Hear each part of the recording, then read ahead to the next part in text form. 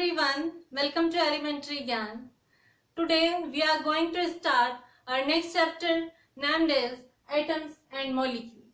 आपकी NCERT book का third chapter है एटम्स एंड मॉलिक्यूल्स और ये चैप्टर बहुत ही इम्पोर्टेंट है।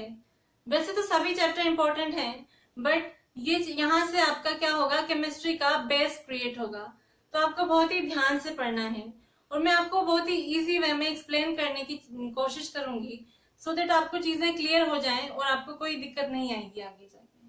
So let's start with atoms. तो हम फर्स्ट चैप्टर से ही मैटर को डिस्कस करते आ रहे हैं एंड नाउ वी नो हमारे अराउंड जो भी चीजें प्रेजेंट होती हैं like salt, sugar, sand, wood, paper, coal, gold, ferrous, iron और स्टील और भी सभी चीजें लाइक ह्यूमन बीइंग्स और animals, foods and fruits, vegetables, these all are different kinds of matter. ये सभी क्या है? मैटर है। Now if I talk about an apple, तो एप्पल भी क्या है? एप्पल भी एक मैटर है because it has mass and occupies space.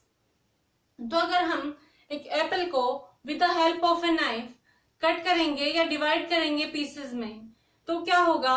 हमें स्मॉलर पीसेस ऑफ एप्पल्स मिलेंगे और हम इन स्मॉलर पीसेस को और कट करेंगे तो फर्दर कट करने पर वी गेट स्मॉलर पीसेस, हमें और छोटे पीसेस मिलेंगे, स्मॉलर एंड स्मॉलर। तो अल्टीमेटली हमें एक इतना छोटा पीस मिलेगा कट करने पर एप्पल का, जिसको हम फर्दर डिवाइड नहीं कर सकते हैं या फर्दर कट नहीं कर सकते हैं। या अगर हम बात करें पीस ऑफ पेपर की, एक पीस ऑफ पेपर को मैं with the help of scissors cut करती हूँ तो क्या होगा? हमें छोटे छोटे टुकड़े मिलेंगे पेपर के और इन छोटे छोटे टुकड़ों को भी मैं और कट करती जाऊंगी तो हमें फाइनली एक क्या मिलेगा? इतना छोटा पीस मिलेगा पेपर का जिसको हम और कट नहीं कर पाएंगे या उसको और डिवाइड नहीं कर पाएंगे। So based on this philosophy एक एंशिएंट इंडियन फिलोसोफर थे महर्षि कनाद।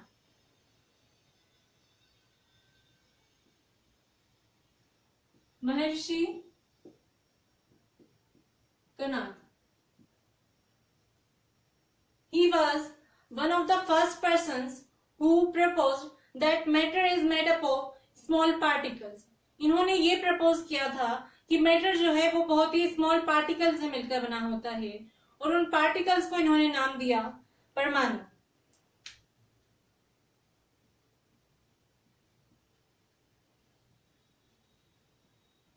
एंड एक साइंटिस्ट थे जॉन डाल्टन, जिन्होंने पार्टिकल्स को नाम दिया एटम्स।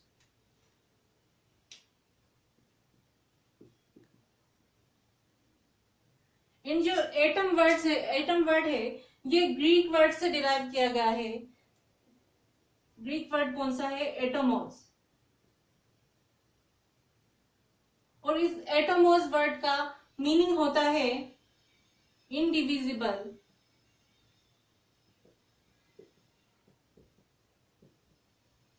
और अनकटेबल।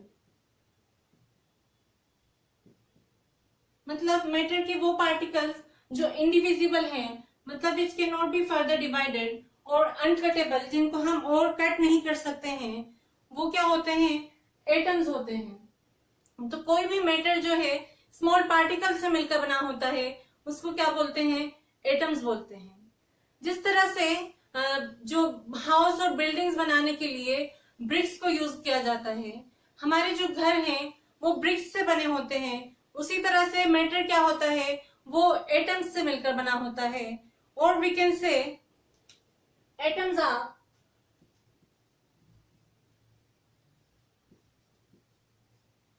बिल्डिंग ब्लॉक्स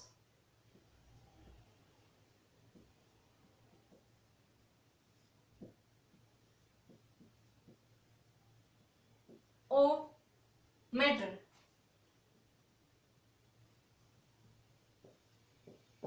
एटम्स मैटर के बिल्डिंग ब्लॉक्स होते हैं and there are 118 types of atoms जो अब तक डिस्कवर हो चुके हैं। अभी तक 118 टाइप्स के एटम्स डिस्कवर हो चुके हैं और इन पर और डिस्कवरी चल रही है। मतलब और तरह के एटम भी डिस्कवर हो सकते हैं। तो हमने प्रीवियस चैप्टर में डिस्कस किया था there are 118 types of elements. तो एलिमेंट्स क्या होते हैं? एलिमेंट्स जो होते हैं वो सेम काइंड के एटम्स से मिलकर बने होते हैं, हमने पढ़ा था। तो जितने तरह के जो एलिमेंट प्रेजेंट है मतलब उतने ही टाइप के क्या हैं एटम्स प्रेजेंट हैं। तो एलिमेंट्स क्या रिप्रेजेंट करते हैं? डिफरेंट टाइप्स ऑफ एटम्स को रिप्रेजेंट करते हैं। और ये जो एटम है ये इंडिपेंडेंटली भी एग्जिस्ट करते हैं और ये कंबाइंड फॉर्म में भी एग्जिस्ट करते हैं। तो ज्यादातर एटम जो होते हैं वो रिएक्टिव होते हैं, मतलब वो दूसरे एटम्स के साथ रिएक्ट करके कंबाइंड फॉर्म बना लेते हैं और कंबाइंड फॉर्म में एग्जिस्ट करते हैं।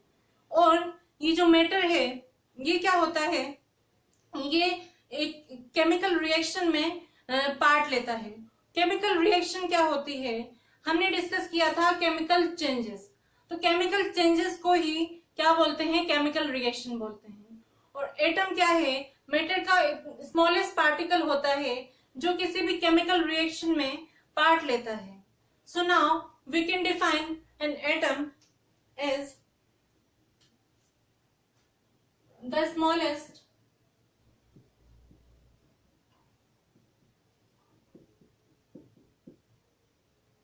particle of an element which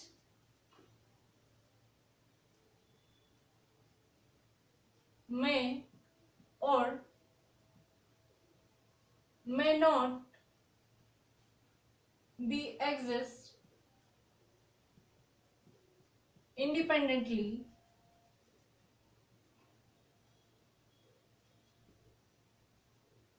but always takes part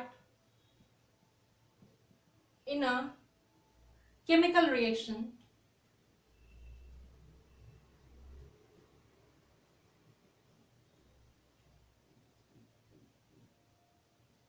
is called atom.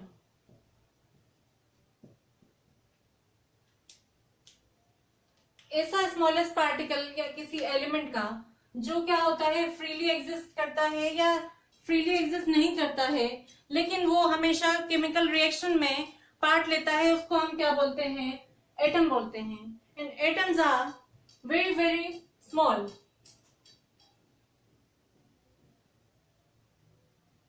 Atoms are extremely small. ये बहुत ही स्मॉल होते हैं। इसको मैं आपको एक एग्जांपल देती हूँ सो देट आपको ज्यादा क्लियर हो जाएगा कि इसका साइज क्या इतना छोटा होता है। ये क्या है? ये एक पीस ऑफ पेपर है। अब आप आपकी नोटबुक का पीस पेपर जो है, पेज जो होता है, उसको देखिए। Look at the width of this paper. इस पेपर की आपको विड्थ देखनी है। ये क्या है? It is so incredibly thin, बहुत ही पतला है, ठीक है। और जो एटम जो होते हैं ये क्या होते हैं? ये बहुत ही इतने छोटे होते हैं कि अगर हम 1 मिलियन एटम्स को एक के ऊपर एक रख दें या एक स्टैक बना दें इस तरह से 1 मिलियन एटम का। 1 मिलियन मीन्स होता है 1 मिलियन कितना होता है? 10 लाख। या फिर क्या हो सकता है? 10 फॉलोज बाय 10 लाख को हम कैसे लिख सकते हैं? 10 फॉलोज बाय 6 zeros। तो इतने सारे एटम्स को अगर हम एक के पीछे एक रख दें, एक रो बना दें या लाइन बना दें, तो उन एटम्स की 1 मिलियन एटम्स की विड्थ कितनी होगी? इस पेपर की जो थिकनेस है इतनी होगी। तो आप इससे अंदाजा लगा सकते हैं कि एटम का जो साइज है वो कितना छोटा होता होगा। और जो एटम का साइज है उसको एटॉमिक रेडियस की हेल्प से रिप्रेजेंट किया जाता है। मान लीजिए ये एटम है और ये उसकी रेडियस है।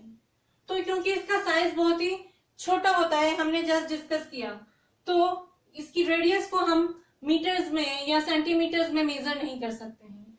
तो इसके लिए हम क्या यूज करते हैं, एक मेजर यूनिट होती है nanometre. Atom size of atom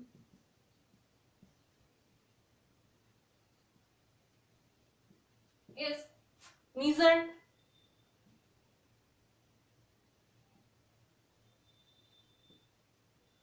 by atomic radius, and atomic radius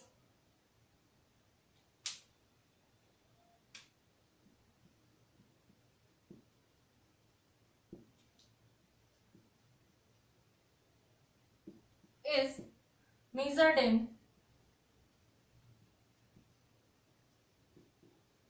nanometer। अब नैनोमीटर क्या होता है, जिस तरह से हम मीटर को यूज करते हैं लेंथ को मेजर करने के लिए, उसी तरह से स्मॉल लेंथ को मेजर करने के लिए नैनोमीटर का यूज होता है। और नैनोमीटर इक्वल होता है 1 nanometer is equal to 1/10⁻⁹ meters। 1 nanometre इतने ही मीटर्स के बराबर होता है, और इसको हम 1 nm भी लिख सकते हैं। 1 nm is equal to 1/10⁹ meters। 1/10⁹ को हम कैसे लिख सकते हैं, 1 nanometer is equal to 10⁻⁹ meters।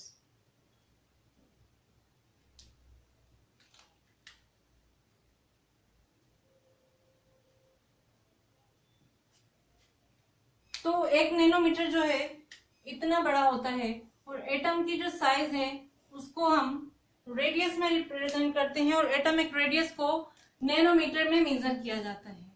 तो ये था एटम क्या होते हैं और उनकी साइज कितनी छोटी होती है। आई होप आपको क्लियर हो गया होगा कि एटम किसे कहते हैं, उसकी डेफिनेशन क्या है, और उसकी साइज जो होती है वो किस तरह से मेजर की जाती है। अब एटम का स्ट्रक्चर क्या होता है वो हम नेक्स्ट वीडियो में डिस्कस करेंगे। Please share and subscribe to my channel elementary Gyan. Thank you.